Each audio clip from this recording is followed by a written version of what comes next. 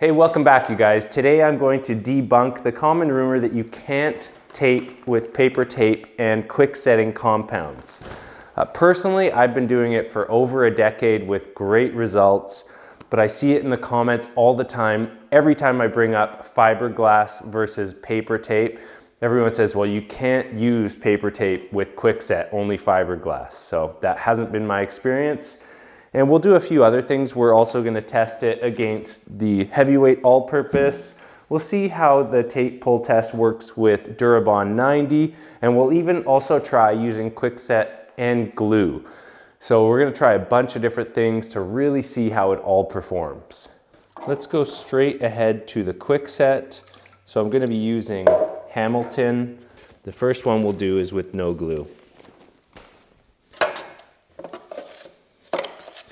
I usually mix it pretty wet when I'm taping.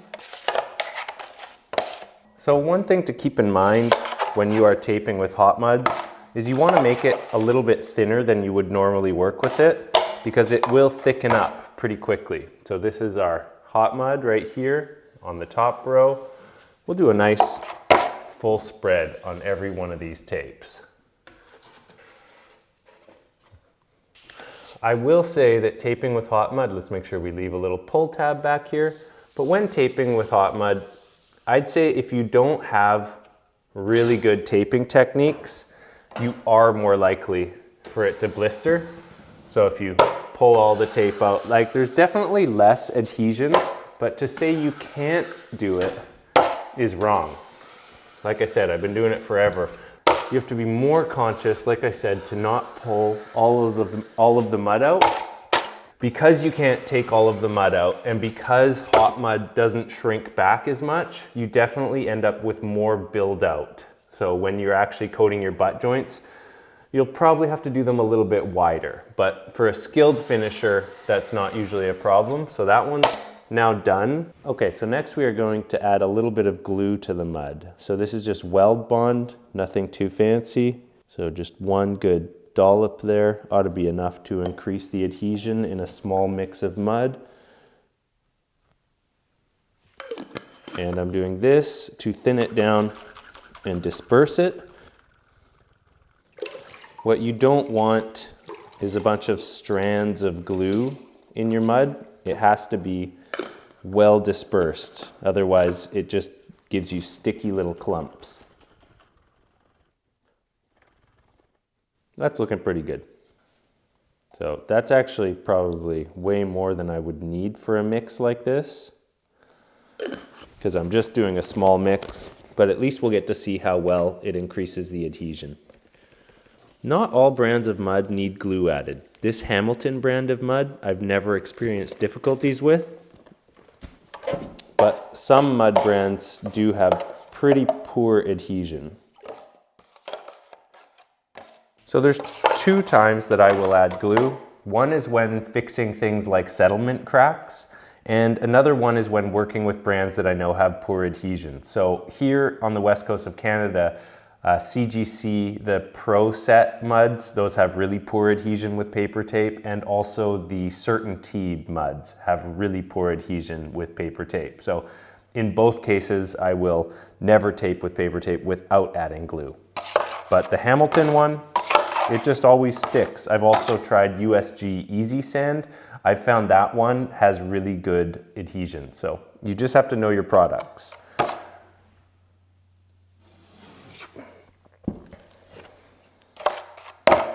You can feel it. It's not as slick. Like you can definitely feel that it has added something into the mix, but it definitely helps.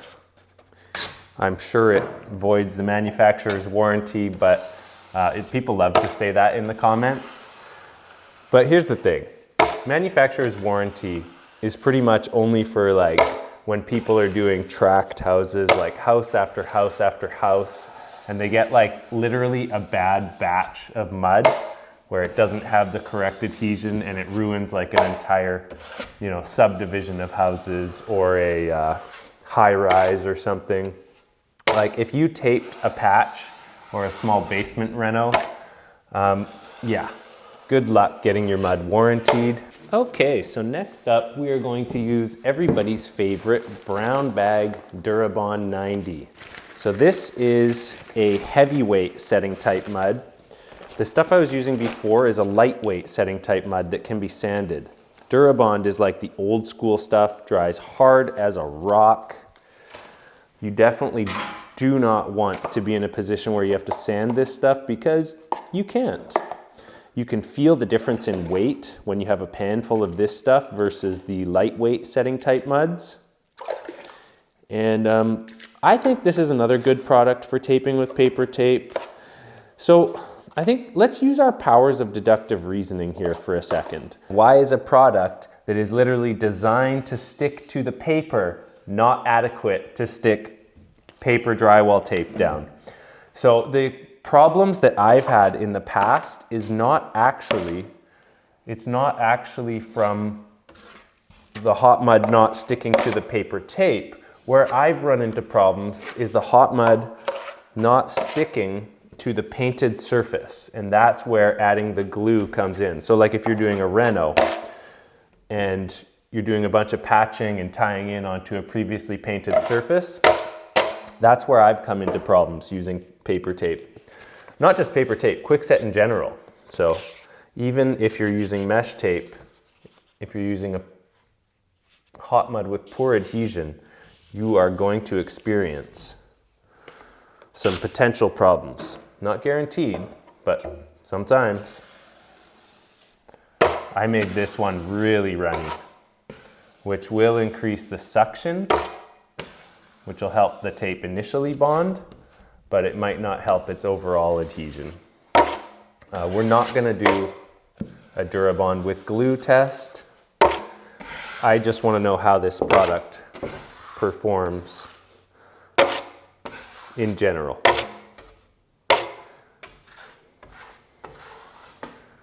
Oh, wrinkles.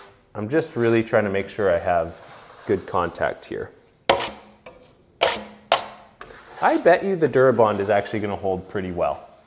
Let me know in the comments what you think. Okay, next, the fan favorite, good old-fashioned todo propósito. Did I say that right, guys? Sorry, not a native Spanish speaker here. Lots of glue in this stuff. Okay, sticky, heavy, and a barrel of monkeys to sand. But solid product, like solid, time-tested product. If you can't get your paper tape to stick with this stuff, then you are hopeless. Hire someone. Not that it doesn't have its problems, to be honest. I just did a video tape testing this stuff. The tape pull was amazing, but I did show some of those problems where this mud has a tendency to dry out under the tape. And that's where a lightweight taping mud comes in and saves the day. A lightweight taping mud is designed to be left on the wall for a long period of time and not dry out, whereas this stuff definitely has a tendency to dry out underneath the tape and get these kind of weird hard lumps.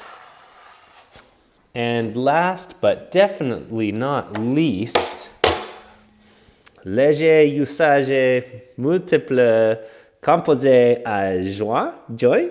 I have no idea how you'd properly say that in French. I did my best. So this is a lightweight all-purpose. It is basically identical to +3. I've actually gone and bought boxes of +3 in Washington so I could compare. It's exactly the same. This is the CGC. Oh, we got a little bit of mud we don't want there. Can't contaminate our taping experiment. But yeah, I've tried this stuff. It's the CGC light line, and it is completely identical to USG +3. CGC is the sister company to USG. It's probably Canadian gypsum company, whereas USG is like United States gypsum, something like that. Now, I don't tape with this stuff very often because honestly, it's just not a strong tape. The Bond is actually okay. Not tape, but a strong mud. The Bond is okay, but it's not a dense mud, right? It says lightweight and they mean it. You know, picture like an Aero bar versus like a solid piece of chocolate. You know what I mean? Like, one of them's just not as strong. I don't know what it is they do to lightweight mud exactly, but I'd say the main feeling is that it's just not as dense, right? That's the characteristics, the hallmark of a lightweight mud is it's not as dense and therefore not as strong overall, even though the adhesion is actually pretty adequate.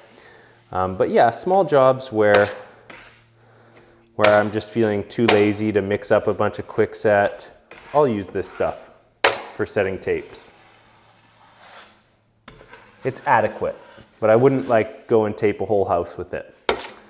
Anyways, I mean, these top 3 were the most important ones that I wanted to test, but I think it's always good to have a comparison of your regular products, the products that are regularly used. Anyways, now we just gotta wait for all this to dry, and then we can do the fun part, the tape pull. Okay, so it's been about a week since I did this. I've had a little trip to California and back, so it's had plenty of drying time. And it's been really hard to resist the urge to pick at this because I've been so curious to see these results. So without further ado, let's get right into it. Okay, first one is just plain old Hotmud. Let's see what that's like. That's really good. So remember, no glue added there. I actually couldn't get that up at all. Okay, I think I can get a tab from this end. That's a little bit better. So I'd say that's kind of like all-purpose lightweight adhesion. I can pull the tape off, but it is leaving a lot left with it. So as you guys can see, I'd say a good portion of the tape. Yep, this is what I would call adequate. Definitely adequate. All right, so now let's try the Hotmud with glue. A little better from this end. Let's try it from the other end. I never intended to tear it from this end, but there we go. Yeah, it's about the same, honestly. Like, not even necessary. So back to what I was saying, the only need to do this is to get the Hotmud to stick to a painted surface better, but on bare drywall, totally adequate.